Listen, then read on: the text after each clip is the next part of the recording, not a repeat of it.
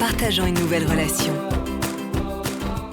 Bonjour Didier Gouban, je suis ravi de vous accueillir sur ce site qui vient enfin de renaître depuis une cinquantaine d'années, mais on va refaire un petit parcours historique puisqu'ici nous avons la chance d'avoir une double histoire au travers d'un bâtiment dans lequel nous sommes, mais également d'une parcelle assez grandiose de 10 hectares et dont l'histoire a démarré au XVIIe siècle puisque André Le Nôtre, à la demande du dauphin des rois de France, qui avait son château à l'Orangerie qui se trouve juste au-dessus, a dessiné la grande perspective.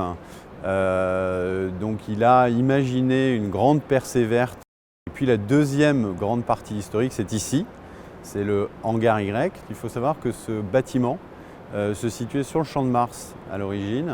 Ce sont les vestiges de l'exposition universelle de 78 qui ont été démontés et remontés ici. Parce que les militaires qui travaillaient sur la parcelle Y de ces terrains étaient en train de mettre au point le développement final du ballon dirigeable La France et qu'ils avaient besoin de créer un hangar à dirigeable. Donc les militaires sont très pragmatiques. Le ballon faisait 58 mètres de long, ils ont fabriqué un hangar de 70 mètres de longueur et de 23 mètres de hauteur qui leur permettait d'héberger le ballon. Et en 1884, en août très précisément, le ballon La France a décollé d'ici. Il n'était bien évidemment pas fermé et il a fait un vol en circuit fermé, le premier au monde.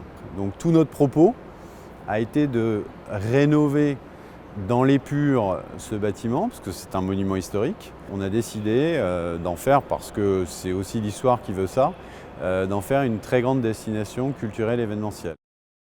Sur cette opération, nous avons réalisé l'ensemble des courants forts, courants faibles, avec une source 20 000 volts et deux transfos de 1000 kVA chacun qui desservent pour un transfo la partie hangar Y proprement dit et pour le deuxième transfo la partie site du chalet, ce qui correspond à tout ce qui est autour du hangar.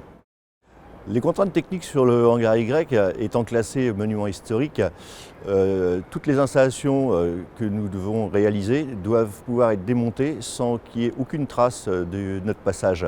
Donc tous les chemins de câbles sont installés sans percement. Les tubes qui soient IRL ou acier sont réalisés en agrafage de façon à pouvoir être démontés sans qu'il y ait aucune altération du hangar. Pour le hangar Y et le site du chalet, nous avons réalisé toutes les armoires électriques en Legrand, les chemins de câbles Legrand, l'appareillage Céliane et Mosaïque et toutes les boîtes de dérivation sont aussi du Legrand.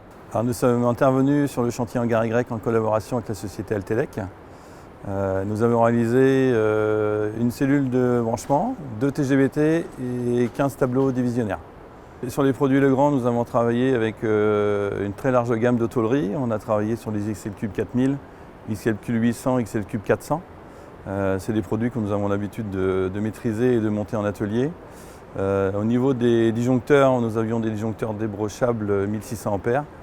Et c'est pareil, c'est des produits que nous avons l'habitude d'installer, ainsi que tout l'ensemble de la gamme modulaire que nous avons intégré dans ces tableaux. Le timing de ce chantier était très serré.